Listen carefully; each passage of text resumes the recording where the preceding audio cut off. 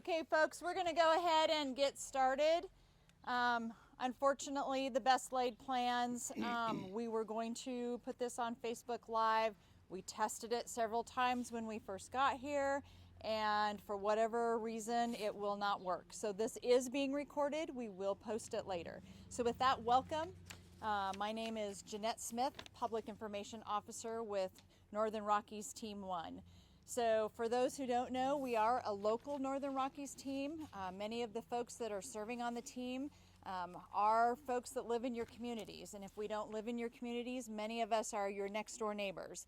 So it's hard for us to come to these situations. We know that, there's something that's we don't want to happen, but it is our honor to serve you in this capacity.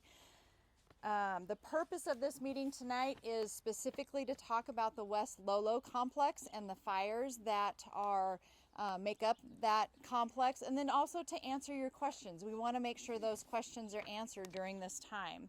So we will take questions at the end. We ask you that you hold those questions until that time. We are going to break as we are still taking questions from our social media sites. And so we will also take time to answer those with the idea that we'll be able to post this video as it's completed and folks will still have their questions answered.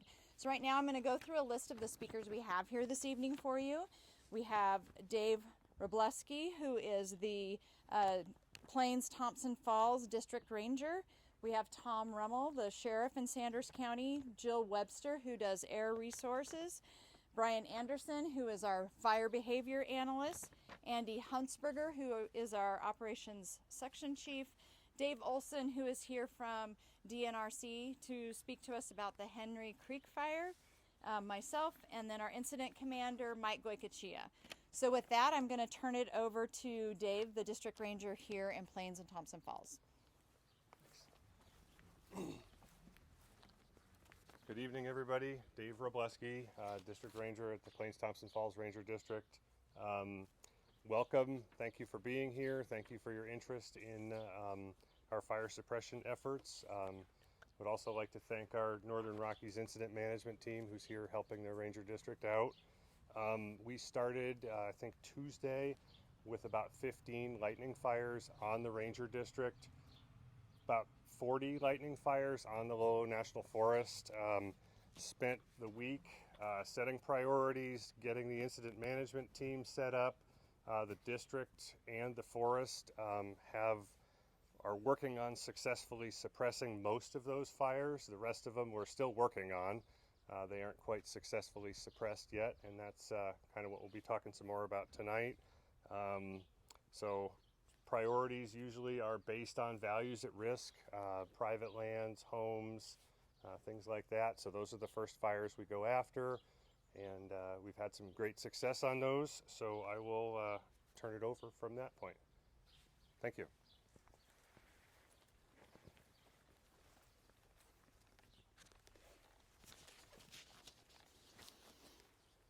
Good afternoon, ladies and gentlemen. I'm Tom Rummel, Sanders County Sheriff. I just thought I'd let you know that we're blessed to be able to have these fires up above us.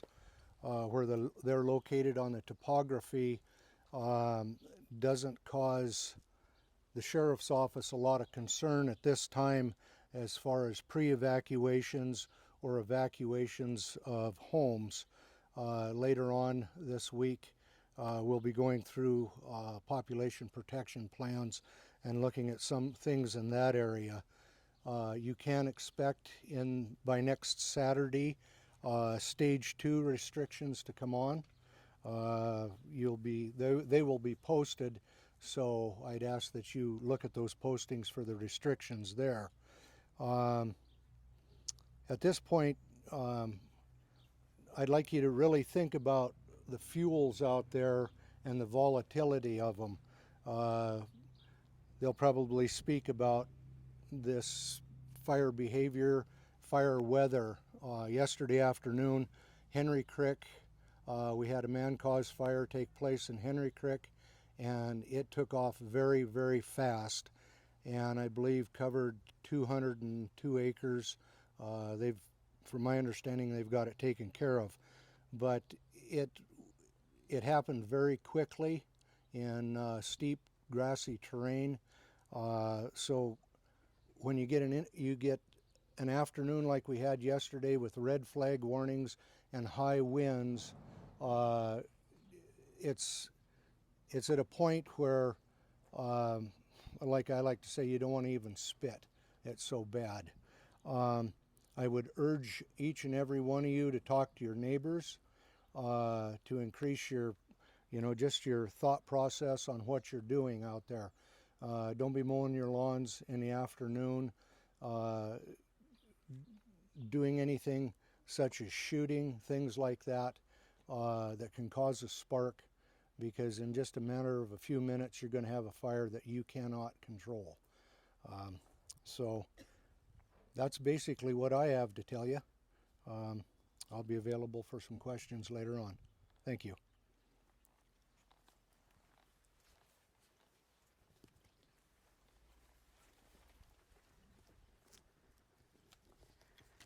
Good evening. I'm Jill Webster, and I'm here to serve you as an air resource advisor. And what that means is I'll be providing a daily smoke and air quality outlook. It will get posted each morning on the Facebook page. And what that will tell you is what we anticipate the air quality will be for that day based on something called the Air Quality Index. And this is essentially a measure of how unhealthy the air is going to be that day. And unfortunately, we're not only getting smoke from fires on the Lolo, but we're also getting smoke from fires to our neighbors to the west. Idaho and even eastern Washington is sending some smoke our way. So what that tells us is we're going to have some bad air quality days ahead of us. So what I encourage all of you to do is go to a link that's on the Outlook that provides you some information for steps that you can take to reduce your exposure to smoke. There's some simple things that you can do every day to reduce your exposure.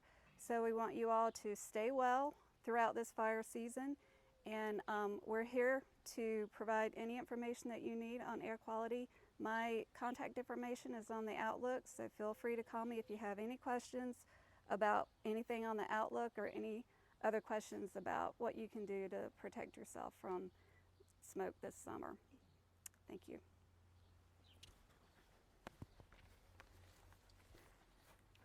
Good afternoon, Brian Anderson, Fire Behavior Analyst. I'll be kind of doing double duty today, doing a little bit of weather and some fire behavior stuff here. So I thought I'd kind of boil it down and maybe kind of give an idea of what is kind of the dividing line between a bad day and a worse day when it comes to weather. And well, to be Captain Obvious, we all know that it's going to be hot and dry, and it's going to continue to be hot and dry. But what are those things that we're really looking at to say this is going to be kind of push us over the edge? And one of the first things are winds. Around here, when we start talking about gusts up to 15 miles an hour, if they go up to 20 miles an hour, that's going to be a pretty good criteria to know that it's going to be a bigger day. The second part of this is going to be an unstable atmosphere, meaning that how easy is it for that air to rise in the atmosphere, right? If it has no resistance, that means it's going to be another big day as well. And the last thing is RH recoveries, or relative humidity recoveries. Now, when we look down here in the valley bottom, all that cold air at night is going to sink in, right? And you could have relative humidities 50, 70, 90%, but that's not where the fires are. What's really important are those mid-elevations and what the relative humidities are there. And sometimes we're seeing over, say, yesterday, our humidity recovery was about 20 to 25%. That's pretty low. So those are the things that really kind of boil down of what we're looking at when it comes to weather and what really makes a bad day a worse day. So looking at the forecasted weather, what are we really in store for? Well, today we have less wind, which is going to be a big thing, and it's likely that this is going to last Tuesday, Wednesday, have similar conditions to today. There is a little bit of possibility that we might see some moisture, but I wouldn't really count on that. It's just going to be a little bit cooler, a little less windy.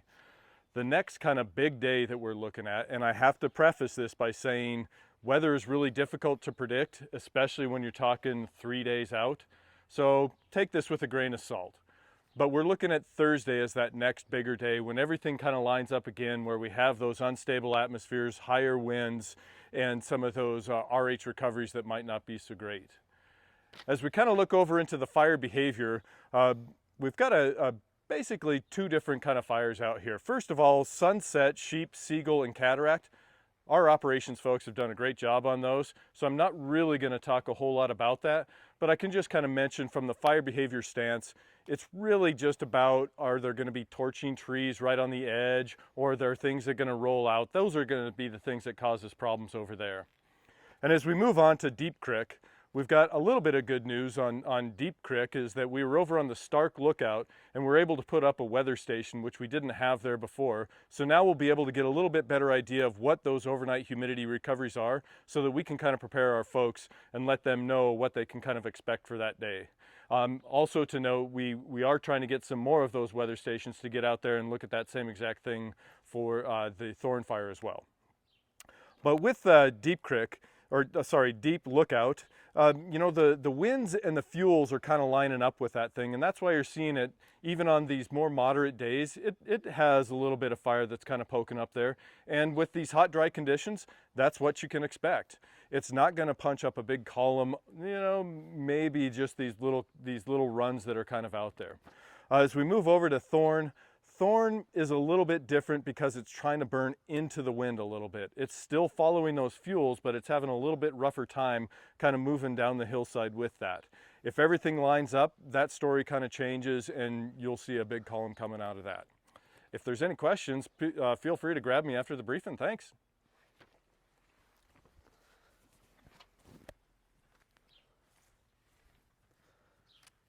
Good evening, everyone. My name is Andy Hausberger, and I'm an operations section chief with Northern Rockies Team 1. And I'm going to give you a little overview of the fires that we're currently assigned to. As Dave pointed out, the ranger, these are not all the fires that are going on here. These are only the fires that we are currently managing. So, you know, starting last Tuesday, there's been somewhere between, you know, as he mentioned, 35 and 40 between Superior and Plains, Thompson Falls, you know, fires that, you know, they took action on. Several of those fires, they're continuing to work locally that they didn't assign to us. Other fires they've already contained and they put into patrol status. So given all the fires that they had, they did a very good job getting those, but there are some of those fires that they weren't able to catch an initial attack, and that's why they ordered an incident management team, and we came in and they handed off a lot of the fires that were giving them trouble. So basically what this looks like, there's a lot of people here in EMS, it's triage. You know, they went after those fires that were closest, where they knew they could be successful and where those values at risk. You know, you got infrastructure, towns, private property, and then some of the other stuff for us is natural resource values like timber and things like that. So those fires they went ahead and addressed first and did the best they could, and some of these other fires that were more remote didn't have the resources. So hence incident management teams ordered, and we are here now, and I'll give you a little rundown of those fires that we're currently managing. I'm going to start down here on the Superior Ranger District. This is Sunset. Just to give you an idea, right here is Superior, Montana. So you're basically west of Superior. The fire's about 17 acres right now. It has line completely around it, and they're in mop-up. And even this evening, they're starting to reduce some of the resources there because it's looking really good. We'll still have resources up there for a couple more days, but they're in mop-up, and we don't see a lot of potential for that fire right now. So it's not fully contained, but it is looking very good, and we don't see a lot of issues coming out of that fire. You come down here to Deep Lookout. That once again, this is where Superior is. So you're southeast of there, heading towards Missoula. That fire, you know, we're estimating at about 250 acres right now. Yesterday, it did put on some growth between 50 and 75 acres. And then again today, there's been some additional growth. We have several crews up there, hand crews. We've been using helicopters, retardant planes, everything at our disposal to try to get a handle on that. We'd like to say everything went as planned. But that's just not the case. We've had those resources, but we've also had additional starts, other initial attacks, and other fires in the area. So we had to pull some of those aerial resources to address other fires. Now, that being said, we're still making progress. It's not easy progress, but we still feel that full perimeter control, more or less at that footprint, is what we can do, and we're still going for that. So that is the current strategy for that fire. And just like all the other fires in this complex, they're all full suppression fires.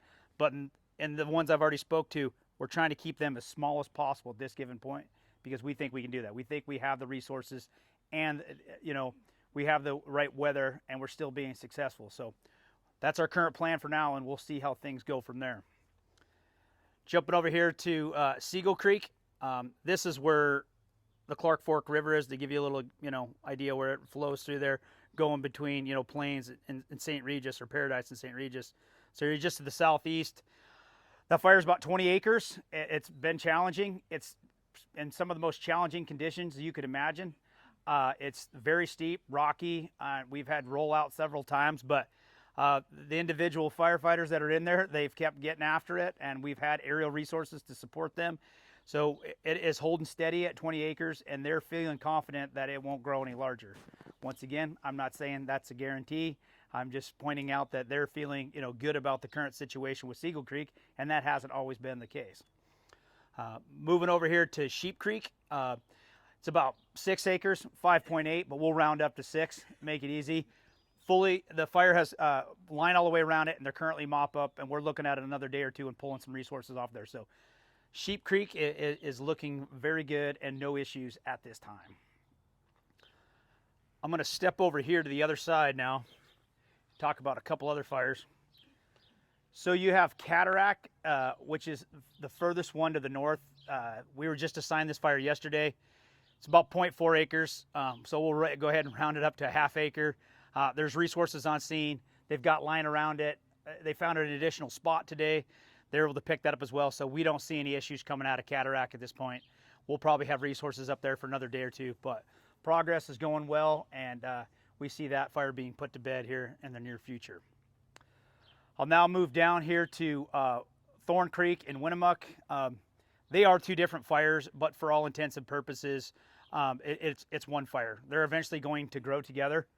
This is the fire that you can see north of Thompson Falls, or if you drive, up Highway 200 towards Trout Creek and look back, you can get a pretty good visual of that fire. Once again, Thorn Creek, Winnemuck, they are full suppression fires. However, trying to keep it, full containment at its given location is just not, viable option at this point in time. It's too steep, it's too rocky. The exposure and safety factors of firefighters is off the charts. And given all the other fires in the area, the amount of resources that we would need, and once again, coming back to the exposure, it's just not a viable option. So what we are doing, though, in the interim is we're down here looking at other options. We're coming up and around and looking at other potential possibilities to, once again, keep that fire, as small as possible, but going with more of an indirect strategy, because it is the only viable option at this point in time. And I would like to tell you here in the next several days that fire is going to get wrapped up and it's not going to be an issue, but that's not the case. It's going to be around for a while. And that's just the case. Like I said, it's steep, rocky terrain. You guys are already looking at the hillsides. The grass is curing, and it's July 12th. We're, estimating 3 to 4 weeks ahead of normal. So I'm not going to try to, sell you something up here that isn't true. Thorn Creek, Winnemuck, they're going to be around for a while. And once again, we're out there evaluating options and potential plans for the future here that we can implement. With that, that's all I have. And I'll give you guys all an opportunity here later to ask me questions about fires if you need to.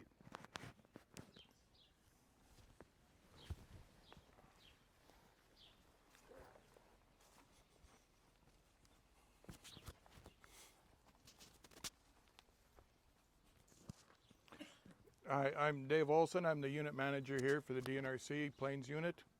I'll give you a little update on the Henry Creek fire. It's about 7 miles east of Plains. We escaped all the lightning, but we did have a human-caused fire, and it's the wind took it up to about 200 acres. We have about 25 people on it, a couple dozers, a couple tenders. They're doing everything they can to suppress it, contain the thing.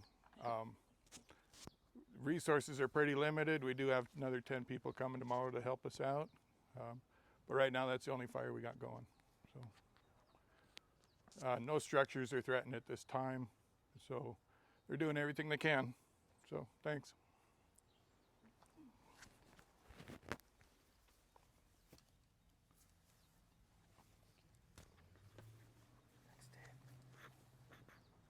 At this time, we're going to go ahead and take questions from all of you folks here. If you have some, just raise your hand and we'll see what we can get a good answer for you. Yes, ma'am.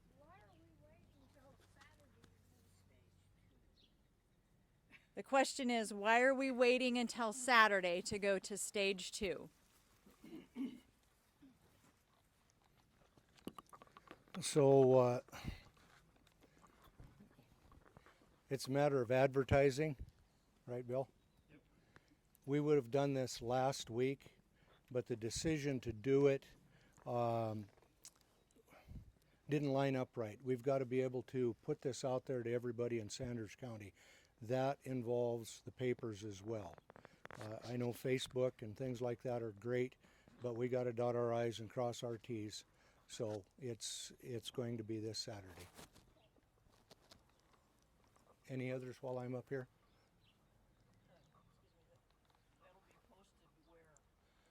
Well, it'll be posted in the papers. We'll put it on the Sanders County Sheriff's Office Facebook page. All the post offices.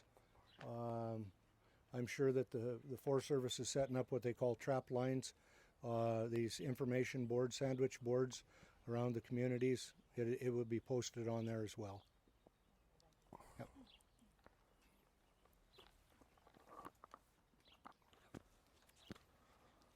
We will also share from the Sanders County Sheriff's page that information on the West Lolo Complex Facebook page and also on NCWeb. So there'll be multiple places that will be posted.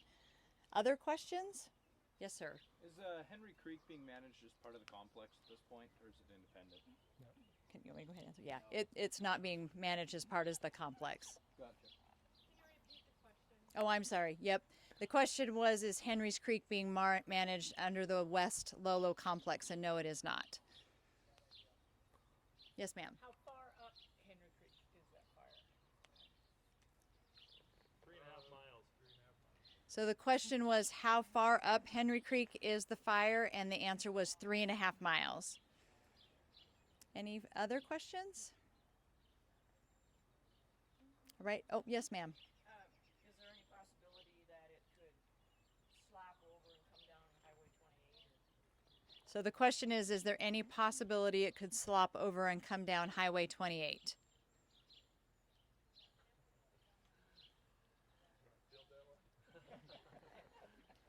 I don't anticipate it to, but if the winds come up strong, I don't know which direction it could go, but they're doing everything they can to keep it right where it's at.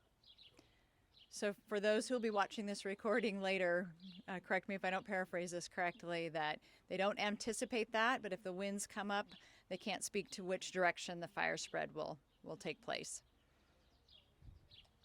Other questions?